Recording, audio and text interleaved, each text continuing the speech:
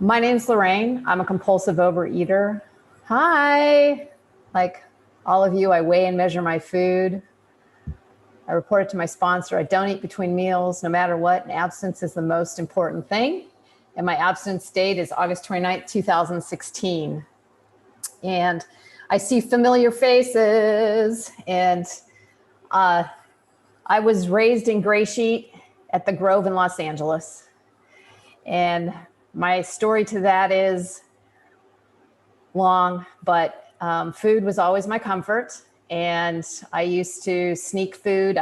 My grandmother would tell stories of a little hand coming over the table. I couldn't see the food, but I would reach around and grab it at parties. And the things I liked to eat were just really weird. And I won't say them here, but they were just really weird. But I could see how they'd be comforting to a small child. And I had a very raucous upbringing. I had a mother who was an alcoholic and mentally ill. My father suffered from some alcohol problems. It was a wild time. Without going into too much detail, it just a lot of dysfunction in the home, and food was a big comfort for me. It was huge. And there's a lot of pictures of me in childhood being a really plump kid. And I was pretty much plump all the way till about 6th grade when I grew out of it. And that didn't mean I grew out of loving food. I still loved food. And it wasn't functional food either, by the way. It was, fried food and frozen food. And I think they gave me a physical when I was 17 and I had gout. And, so I wasn't raised with good nutrition, really. My grandparents understood it, but my main family didn't completely understand it. And so, it wasn't all bad, had great times, went outside, had fun, had beautiful friendships as a kid and growing up. I also found alcoholism on the road of my life.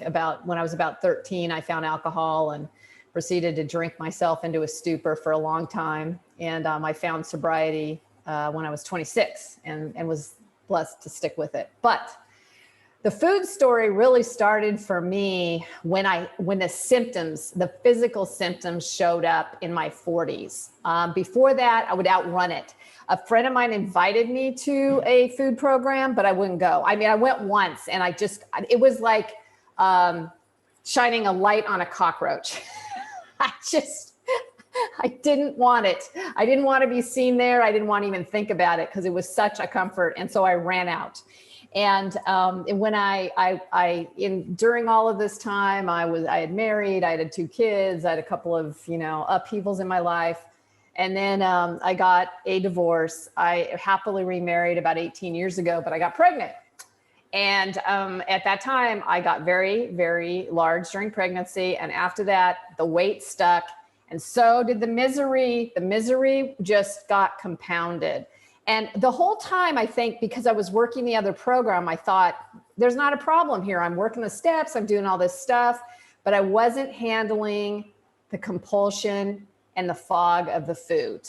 Okay. And I didn't know it. I just didn't know it. And I finally found another 12-step food meeting, which I don't like to say too much badly about because it actually gave me that first step opportunity to say, I called people on this phone list and I said, am I an overeater? And people on this phone list responded and said, are you overweight? And I was like, yes. And like, okay, you're overeater. I was like, could it be that simple? And so I entered into this food program and I was there for 6 years. And I got a lot of spiritual benefit from it, but I never got a fence around my food. I never got a clear fence around my food. And I would ask people, I'd be like, what do you do with your food? And nobody could give me a clear answer about it. And also in that program, carbs were not considered to be that big of an issue. And the real allergy for me is all that stuff, that carbs and everything white. And so 6 years into that program, I was in Hawaii. It was beautiful, beautiful choices for food, all this stuff. I was sponsoring, and I just hit the worst bottom ever. I was bawling. I was basically got on my knees and said, God, I need a better solution than this. I don't even know what I'm going to eat today. Because in that program, you'd kind of give this much, not even this much, just this kind of food. Okay. And so I started searching on the internet at the condo in Hawaii, what is an abstinent meal? And up pops this channel called GreySheet. And I'm like, what is GreySheet? And I started listening to the stories, and the stories made me cry even more, but just more from relief, because people were talking about maintaining a weight, knowing what they were going to eat, and knowing how much they were going to eat, which was all new to me. I was completely new. So I called the number for the LA thing, and I said, I want to start. And they said, the woman who answered the phone said, a GreySheet list comes with a GreySheet sponsor. You're going to have to wait till you get to LA. I was like, okay. But of course I didn't. I found it somewhere hidden in the depths of the internet, started doing GreySheet, what I thought was GreySheet, went through a huge detox, no help, no assistance, got into a motorcycle accident in Los Angeles, which wasn't my fault, but had I probably been more clear and paying attention, I might have not been so zoned out I could have gotten out of it. So that was a lesson why we don't go forward without a sponsor for me, okay? Because getting abstinent is like being in rehab, you know, it's like detox, you know, it's some serious business, man. And so when I got to LA, I walked into the Grove meeting where a lot of people I'm looking at right now. And I walked in and everybody was thin. They were thin. I was like, wow, this is a group of thin people. This is new to me. Because in my old meetings, people would say they were abstinent, but they were very heavy. And in this meeting, they were wearing it, you know, and not everybody, because people keep coming back, and that's okay too. That's okay too. Keep coming back if you're still struggling. But here's the thing. I looked around and I said, I see them. They're wearing their abstinence. And all I did was cry. I cried the whole meeting. And as I left the meeting, someone happened to ask me if I needed a sponsor. And I said yes. And then I told them what I was going to eat for breakfast. And she goes, that's not on the GreySheet. Because, you know, I was doing it myself. It's like my 4-year-old used to, when she was 4, would say, I do it myself. And, you know, this program isn't I do it myself by any means. It's a we program. I have a friend who says, wellness begins with we and illness begins with I. And I cannot do this by myself. I need us. And so when she gently corrected me, off I went with my GreySheet, my phone list, and a commitment to keep driving a long way to get to that meeting, because I was a long way, because LA is so spread out with traffic and everything else, but it was the only live meeting. So I just kept going, took commitments, surrendered all that time, have been working with people, traveling, moving, and I don't know. I guess I met people at the retreat, the Malibu retreat, which was absolutely lovely. And I've really connected with some people that I find to be superhuman, you know, they're just outstanding people. And I guess I've made a big move. My family's back in Los Angeles. We had a big talk. I got a big job offer after sitting out of employment for a year. And I'm here in Connecticut. And Connecticut has a lot of great GreySheet. And there's someone in particular who I connected with 4.5 years ago that I love, and we've connected, and we're going to see each other next month. But the bottom line is I got a new life back by coming into GreySheet. And my sponsor is just does not think like me. She has a very similar background to me with kids and husband and dogs and all that. But she says really goofy things to me. Like one day she was like, have a good day. And she's like, actually, I don't care what kind of day you have, just have a day. Wow, thank you for saying that. And I tipped over with service. I was doing too much for one particular aspect of service. Because in the drinking program, that's how you're taught. Do, go, go, go, go, go. And my sponsor, even though she was going through some of the same issues, completely directed me to pull back. And this was new. I didn't speak this language. I got your timer, thank you. I did not speak the language of self-care as much as I thought I did either, by the way. And I will say, when worst gets to worst during a day, I do remember that old adage, the only thing you need to do today is weigh and measure your food. That's it. And that is very helpful for times of stress. And, you know, in my spare time, I'm getting my master's in social work. And one of the tenets of social work is you meet the client where they're at. And I realize in so much of my life, I've tried to not meet myself where I'm at. And where I'm at is where I'm at. And that's just it.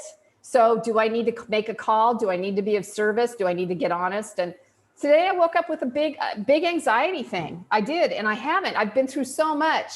But part of the psychology of a big change is it hits you after you've done it.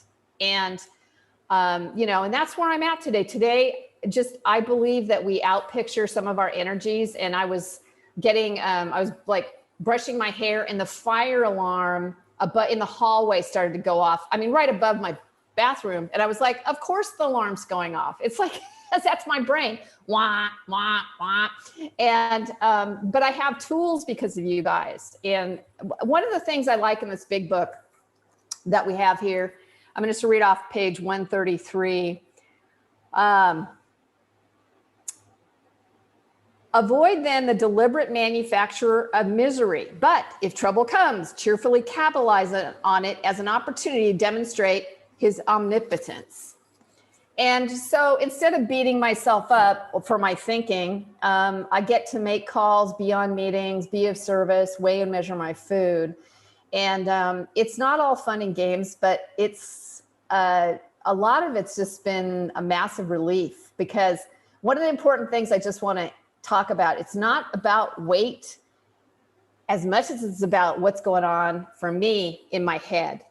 Because the constant obsession with food has lifted.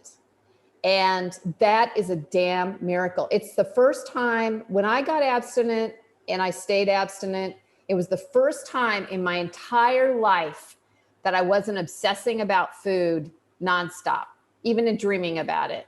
And, you know, what a relief. And sometimes I forget what a miracle that is, because I'm just like trucking along, doing my life.